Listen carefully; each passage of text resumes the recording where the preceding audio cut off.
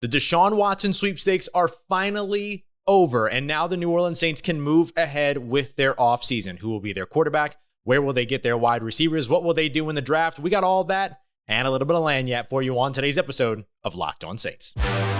You are Locked On Saints, your daily New Orleans Saints podcast. Part of the Locked On Podcast Network, your team every day.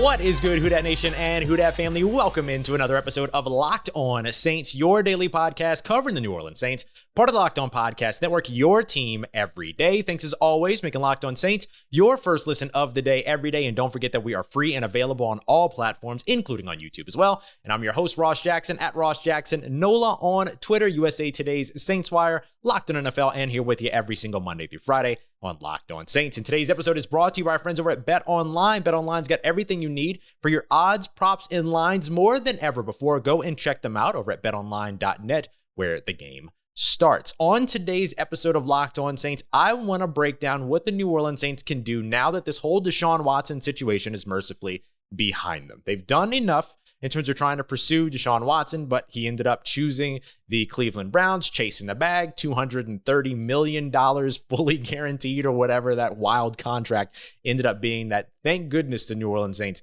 did not have to pay for several different reasons. Now we can look ahead through the offseason in terms of what it is that they need to do to build their team and still be competitive in 2022. The big takeaway is that they can still do it. Here, they have not lost a ton of traction in free agency. Thank goodness that this thing didn't end up pushing all the way into early on this week. It was all resolved before the weekend. So now, where do the New Orleans Saints go? We'll start with in-house free agents. We'll look at outside free agent signings, and we'll do a 3-round mock draft, 4 selections in the first 3 rounds.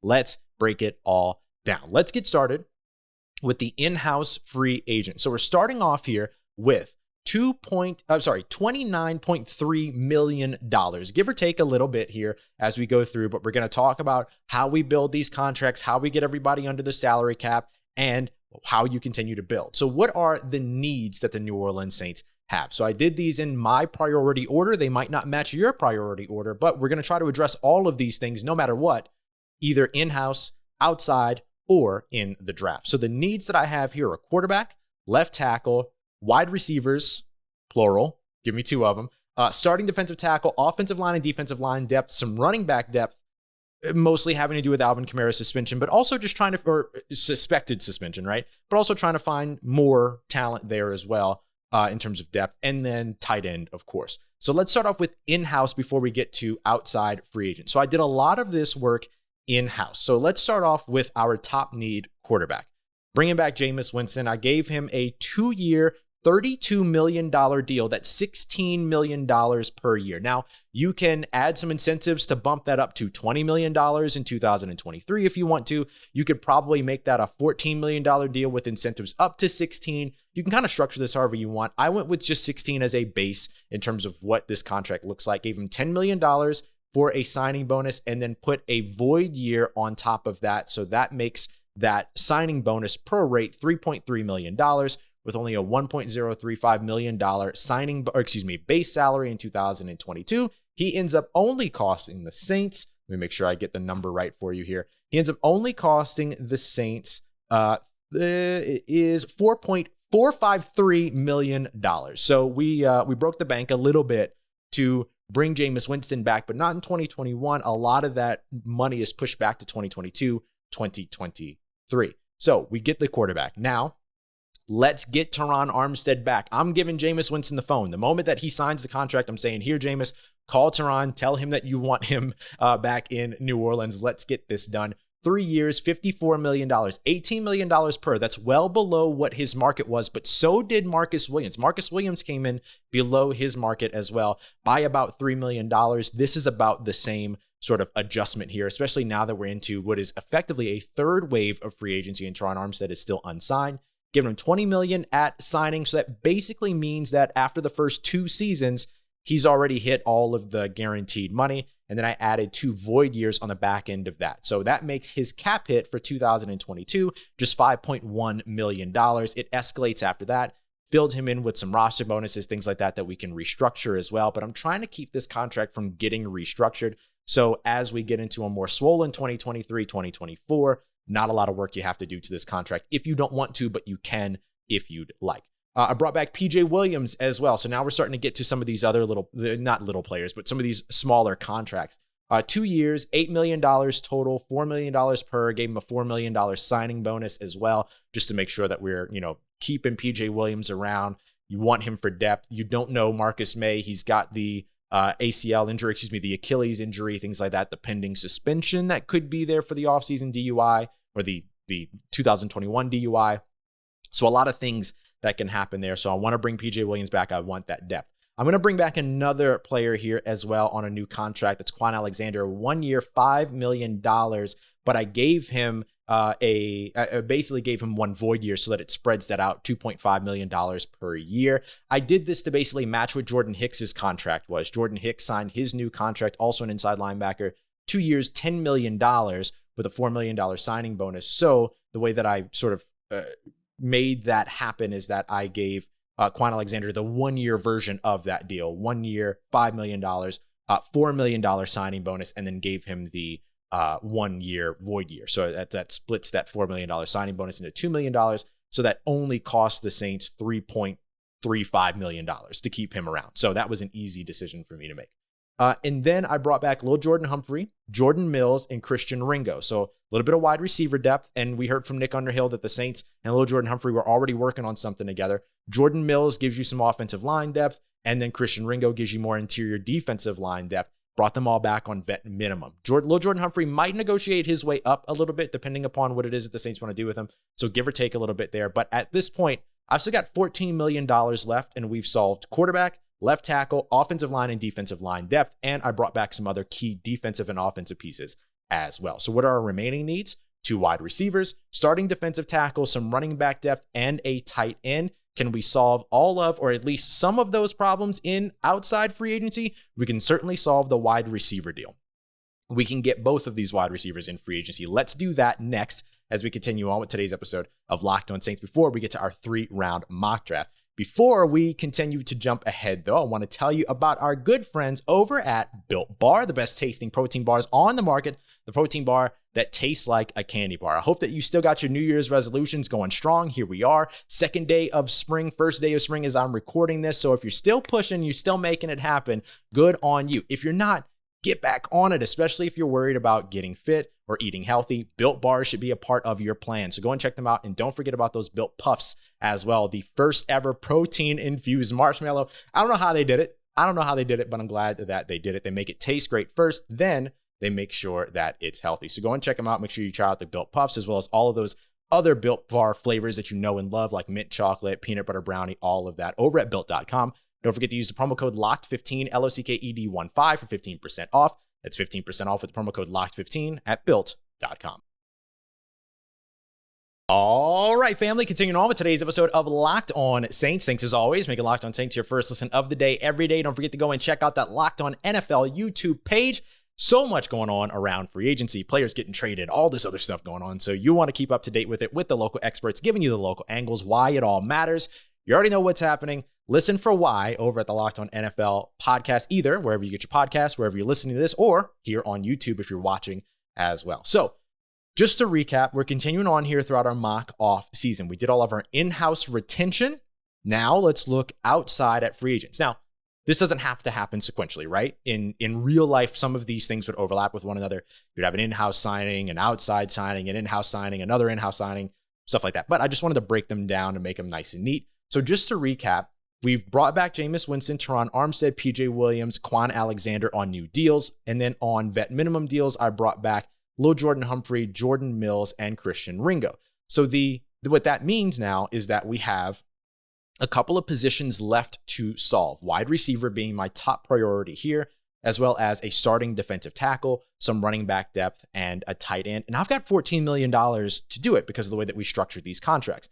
This is what I'm always talking about. Average per year doesn't mean as much as we think it does. It does for scaling up contracts for players and things like that. But in terms of the cap hit, things are a little bit more fluid than that. You can move money around so that the second and third years you're paying more money than you are the first years to keep the first year low. So that was our focus with the in-house free agents. We're going to do that with the outside free agents as well. And my big focus here is wide receiver. I want 2 wide receivers in free agency. I want one that's a field stretcher, and I want one that can compete in the slot. And I think we found both guys. Now, they might not be the most popular names, but just hear me out as we go through this. So for the field stretcher, which is going to be a bigger contract, 3 years, $24 million, $8 million per, I went with Marquez Vales-Scantling from the Green Bay Packers. Now, when you look at his numbers last year, not great. Got to go back a year before that, 690 yards, 6 or 7 touchdowns. I mean, he was what it is that you're looking for in this wide receiver, right? In a wide receiver to line up on the outside opposite Michael Thomas and be able to challenge deep and stretch the field. Now, we're going to give ourselves some insurance here as well, but we got to give this guy a little bit of a contract. The expected market for him was around $7 to $10 million. Staying in Green Bay, according to our friend Peter Bukowski over at Locked On Packers, would probably be around $5 to $7 million. So I gotta expense that, right? I gotta give a little bit of interest on top to bring him away from Green Bay and to get him into the black and gold. So that's why I went $8 million per. But I'm going to give him $8 million at signing as well as a signing bonus. So that's going to keep that first year cost low. Give him 2 void years as well, so that instead of paying out $8 million over 3 years, you're paying $8 million out over 5 years. And I gave him a $7 million roster bonus in 2023, which is easy to restructure. Remember, that's already guaranteed money more than likely. So in that case, restructuring, not a big deal. So that will help us save some money and knock down some of these cap hits in 2023. So with that being the case, I'm able to keep him on a veteran minimum in 2022 in terms of his base salary. And then all I'm paying on top of that is the money that is split up in terms of the signing bonus. So it's a nice $2.6 million deal for the first year to get him in New Orleans. I will take that. Absolutely happy to do that. So we get Marquez Vales-Scantling to play on the outside, to be the vertical field stretcher. Now I want to get somebody in the slot, but I don't just want like a shifty small slot guy. I kind of want a big slot because I want to be able to move these guys around. Marquez Vales-Scantling, big, 6'4", 6'3". You've got 6'3" in Michael Thomas. Both of those guys can play inside and out. I want somebody that specializes in the slot, performs well in the slot, has played more than 600 snaps in the slot over the last 2 years, but that can also move outside as well. If I want to move Michael Thomas on the inside and utilize him in the slot, which the Saints love to do. So I went with 6'2" wide receiver, former Indianapolis, called Zach Pascal. Now, I had 2 other options that I could go for here, and I want to give a shout out to Georgia Boy 470, my boy Joma, who mentioned that he would love to see Jamison Crowder in this role. Me too. Another great signing. Another opportunity there would, of course, be the Louisiana reunion, the homecoming for Jarvis Landry. I'm going to go with Zach Pascal for a couple of different reasons. Cheaper contract than probably both of those guys. I can bring him in on a vet minimum. I'm pretty confident about that. If not, then I would have to come in slightly above that, maybe $2 or $3 million. I'm willing to spend that to get effectively a guy that would leap into the starting slot position for the New Orleans Saints. So I'm happy to do that. The other piece of it too is that it gives us an opportunity to explore a different receiver. This is a guy who had in 2019 and 2020, his combined seasons there totaled up to over 1,200 receiving yards, and he totaled 10 touchdown catches as well. So you get the field stretcher in Marquez Vales-Scantling, but then you get the big slot guy in Zach Pascal, and that's a really good place to be. And he had over 600 snaps in the slot in 2021, 2020, which was the threshold that I wanted to meet. So he checks all of the boxes there on a 1-year vet minimum. Super easy, super simple. So he only had a 1-year, $3.3 million contract in 2021, only had 38 catches for 384 yards. So I can come in a little bit lower there. Again, if I wanted to give him 1 year, 2.5, happy to do that. Okay. So now I'm sitting with $12 million left, and I have already come in at this point and fill both of those wide receiver spots. So we're in a really, really good place here. Remember that in this scenario, I signed Zach Pascal to a vet minimum. So he has the vet minimum benefit, which means that his cap hit is lower than his actual base salary. So he's costing, in terms of the cap, less than $1 million. So that's a great spot for him to be, not even in the top 51, which is all that counts against the Saints salary cap at this time. So the meter didn't really move when you signed Zach Pascal in terms of the cap, which is great news. So now that I have a little bit of money left over, let's go spend on somebody that I just want to bring in, right? So there are a couple of options at running back here. I went with a veteran running back here in Melvin Gordon. 1 year, $5 million flat out. No funny business, nothing like that. $3 million guaranteed at signing. Super simple. Just get it done to get him there. And that gives me another running back that can catch, that can block, that can run, that can go between the tackles, that can run the outside zone. Just somebody that's a little bit more familiar that can complement along with Mark Ingram. That allows me to have Melvin Gordon be the lead back in the situation in which Alvin Kamara is suspended, as opposed to Mark Ingram having to be the lead back and then finding somebody to mix in there. I can go with the more dynamic, the more versatile player as the lead back, which fits the style of Pete Carmichael's offense a little bit more than Mark Ingram does. And then you have Mark Ingram as the bruiser that can do all the extra stuff for you. And I've still got $7 million left, more than $7 million left. So we've now solved left tackle, quarterback, offensive and defensive line depth, right, with in-house.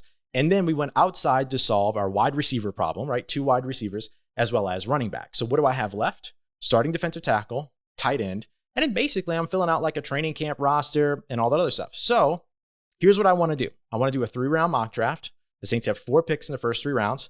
I want to solve defensive tackle. I want to solve tight end. And you know what? I want another wide receiver. Let's talk about the perfect wide receiver to add to this offense with this current collection of wide receivers as we continue on to wrap up today's episode of Locked On Saints. And before we get to that, y'all, the college basketball tournaments, men and women's, are both here. Watched a fantastic game between Jackson State University, Louisiana State University. What a phenomenal game for women's college basketball tournament. So good. And of course, we're now rolling into, as I'm recording this, the Elite 8 continues and wraps up over on the men's tournament. So if you want to get in on all of that, since those tournaments are finally upon us and March is mad, you can go ahead and get in on all of it over at Bet Online, the #1 source for all of your betting needs and info. So go and check them out, because Bet Online remains the best spot for all your sports scores, your sports podcasts, and of course, the news throughout this season. So if you want to keep up with all of the trends that are going on, get over to betonline.net. You've got basketball, you've got all tons of sports wagering information that you can find there, including live betting, your favorite Vegas casino games. There's some NFL futures, of course. You've also got a bunch of stuff coming up with hockey, trade deadline, baseball's right around the corner, UFC, boxing, whole bunch of stuff for you to check out. And it's all over at Bet Online, where the game starts. Let's get it, Who Dat Nation, wrapping up today's episode, this mock off-season episode. Now that we are a week through, the New Orleans Saints have the opportunity to do a ton of good things to rebuild their team and build a competitor. We've already started it in-house, outside. Those free agents are done. Now we're going to move ahead to the mock draft, where the New Orleans Saints can get the perfect wide receiver, chef's kiss, to add to this offense as it is currently constructed, with Jameis Winston at the helm. Marquez Vales-Scantling, Zach Pascal, and of course, Michael Thomas, along with guys like Marquez Callaway, Lil Jordan Humphrey, and of course, Deontay Hardy, all still a part of this rotation. Before we dive into the mock draft, if you're an NHL fan, I just want to mention this really quickly, that over 20 of our NHL shows here on the Locked On Podcast Network are going live at 3 p.m. Eastern Time on Monday for the NHL trade deadline, with a show over at the Locked On Fantasy Hockey Show at 3:30 to follow. Again, that's all Eastern Time. So if you love hockey, you want to see what's going on from the local angle with the NHL trade deadline, check out your favorite Locked On NHL show on YouTube, see if they're live, and then hang out with them for a half hour. And you're going to go through a ton when it comes to the NHL trade deadline. All right, so let's go ahead and dig into this here. We've got 3 rounds of the mock draft. Remember, the expectation going into this offseason with the Saints was that the Saints would have 2 compensatory selections. One in the 4th round for having lost Trey Hendrickson. Another in like the 6th round probably for having lost Sheldon Rankins. Well, we got the compensatory picks last week. Didn't really get the chance to talk about it because, as you would imagine, a lot of crazy stuff is going on. And so instead, we get to update it here. The New Orleans Saints actually got one compensatory pick, but they got it in the 3rd round. So now in the first 101 selections, effectively, the Saints have 4 picks. So with those 4 picks, we want to make sure that we're addressing starting defensive tackle and tight end. And I want another wide receiver because I'm greedy. And I think you have to overdo wide receiver this year because you've underdone wide receiver for so many years in the past. So how do we make up for it? How about we roll around on the clock at pick 18, round 1, and guess who's sitting there? Just the absolute perfect fit to add to this offense. You need a run after catch threat, but you want somebody that's going to be able to win some 50-50 balls. You want another field stretcher there who could also be like a project at X receiver, just in case you deal with some injuries over at the wide receiver spot. Arkansas's Treylon Burks sitting right there as we go through. Big body, 225 pounds, fast as heck, extremely physical. I know he ran a 4.55 and a 4.5 or whatever at the combine, but don't let it fool you. Look at the tape. Look at these SEC defensive backs trying to catch up with him, not able to catch up with him. Don't be fooled just because in his underwear he ran a 4.55 in a straight line. Football's way more than that. So when I look at Treylon Burks falling to 18, which is blasphemous, by the way, but I love it, and I think I'll take it. And this isn't the only time that I've seen Treylon Burks falling this low. His stock is falling because of that stupid 40, but also because Jameson Williams has stock rising as more and more information is coming out about his medicals. So if in this instance, Jameson Williams went 11th in the draft. So I was able to benefit from that when Chris Olave went at 17. I was able to take Treylon Burks at 18. This is not far from reality because wide receiver as a whole is falling in this year's draft so far. So Treylon Burks, come on back to the South, stick around in the South, come to the better part of the boot to Louisiana. Let's get you going. All right, round 2, rolling right around. I wanted to make sure that I solved that starting defensive tackle spot. Super easy decision here. DeMarvin Leal, defensive tackle from Texas A&M, was right there. 6'3", 285 pounds, 290 pounds. You probably want to get him to bulk up a little bit. He's seen as a little bit of a tweener. He's a little bit too light to rush on the interior, but doesn't have enough explosion to rush from the edge. But they did ask him to rush from the edge. In fact, in a lot of places, you see him listed as an edge rusher because he took only 174 snaps in the B gap last year for Texas A&M. But you love the versatility. He can play in the A gap. He can play in the B gap. Just bulk up a little bit, right? He's got great pass rushing moves. And this is something we haven't seen the Saints draft before, right? Or not before, but here recently, right? They tend to draft these more raw prospects. But the thing that we liked so much about Peyton Turner was the fact that he had already had a pass rushing plan. This is another example of that, DeMarvin Leal. He has a pass rushing plan, has a bunch of moves, just needs to get more work on the interior, but I think he'll be a really, really good attacking 3 tech, which would be great to pair with David Onyemata, who can play 1 tech, nose tackle, 3 tech, 2 inside, whatever it is that you want him to play, he can do it for you. So you pair him up with this guy, young, really athletic, has a lot of bend, has a lot of burst, really good get off, all of that. He's a winner. The big thing you want to see from him is just more motor, but I'm going to let Ryan Nielsen take care of that, and I'm not worried about that at all. All right, now, first pick in round 3, I think this was pick 99 or 98, if I remember correctly. Jeremy Ruckert, the tight end out of Ohio State. I wanted to get a tight end here. I had my choice between him and Greg Dulcich from UCLA, and I went with Jeremy Ruckert. Give me that split zone action. Give it to me. But I also want the guy that can go ahead and run the routes down the seam. I'm actually happy with either one of those tight ends, if I'm being honest. I just went with the bigger prospect, the guy that fits the prototype a little bit more, all of that. And I went with the Ohio State connection a little bit too. I'm not going to lie, but Jeremy Ruckert, a great option. Good catch, good hands, good blocker, really, really good blocker as well. Kind of like another offensive lineman for you. Runs that split zone action really well, which you can maintain if you lose Alvin Kamara for any number of time, because remember, we signed Melvin Gordon, so that helps out a ton. And speaking of the offensive line, I didn't want to go without addressing the offensive line in the first 3 rounds. I know we brought back Terron Armstead on a pretty big deal, $18 million. There's some risk there, $18 million APY. There's some risk there for sure with the injury history, all of that. But I wanted to go ahead and bring somebody in that was maybe a little bit of a developmental tackle that has some experience on blind sides at left tackle in a big program that develops a lot of really good pass rushers, all of that. So I went with Rasheed Walker, the offensive tackle out of Penn State. 300 plus pounds, 6'6". He's built, he's prototypical, he's got length, he can do all that, but he's also really, really good in terms of lateral mobility. He can move, he fits the offense in terms of the zone run scheme, does a lot of things that the New Orleans Saints are going to love, and he's pretty powerful. Like, he's got a good punch, which I like a lot as well. Now, the thing that you want to see him get a little bit better in is just going to be anchoring a little bit more. He tends to give up inside pressure, so just kind of have to work with him a little bit, but I trust Doug Marrone in developing all of that. That's a pretty big thing to like not work on and just say, yeah, go out there and start. Like, you're going to fix that in the NFL. You know what I mean? So I'm going to bring in Rasheed Walker because it gives us some more, just some more insurance at the offensive tackle position, just in case. And then you have Your right tackle, you feel pretty good with James Hurst as, backing up Ryan Ramczyk, Landon Young backing up James Hurst and Ryan Ramczyk. So you feel pretty good over on that side of the ball. And I also brought back Jordan Mills, which gives us that, and it gives us some interior offensive line stuff as well. So that's our mock draft. Treylon Burks, wide receiver out of Arkansas. DeMarvin Leal, defensive tackle out of Texas A&M, followed up by Jeremy Ruckert, get another pass catcher out of Ohio State, tight end, and then Rasheed Walker, offensive tackle out of Penn State. So what's left with this? So I've still got $7 million remaining in money, give or take a couple million just to spice up some of these contracts if you want.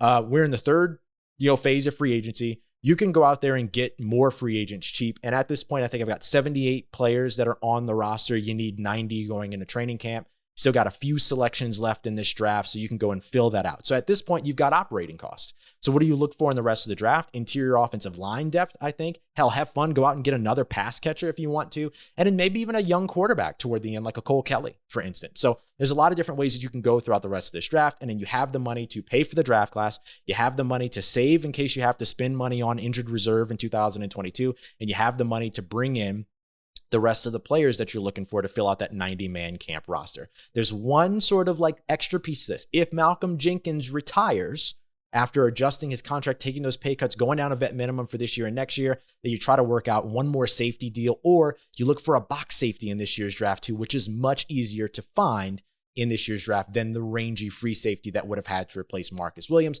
So great to have Marcus May already in the building there to add to these signings. Or you go out and sign Tyrann Mathieu. Ain't mad at it. So you got the money. You have the money here to make it all happen. The Saints cleared out all that cap space. Now they're sitting on it. They should be able to start making some moves happen here soon. I think it's got to start with quarterback. So we'll continue to keep you up to date with how they spend that money, where that money goes, where these options are all going. But that is our mock off season for looking ahead throughout the rest of the off season here. So we'll be back tomorrow with more to break down what's going on with the New Orleans Saints, where they go next, what they're doing, are they spending that money, all of that as we continue on here with another week at Locked On Saints. Now, as we wrap this up, make sure you go and check out that Locked On NFL Draft show for your second listen of the day. Appreciate you making us your first. With that, you're going to get everything you need to know around the NFL draft, as well as their mock draft Monday. Go see who they pick for the Saints this week as well. I appreciate you, as always, making me a part of your day, keeping me a part of your routine. Don't forget, for everything you need around your New Orleans Saints in between these episodes, you can follow me on Twitter at Ross Jackson, NOLA. Hit me up. Let me know how the family's doing. Let me know how you're living. Let me know how your mom and them. And trust to that nation. I'll holla at you.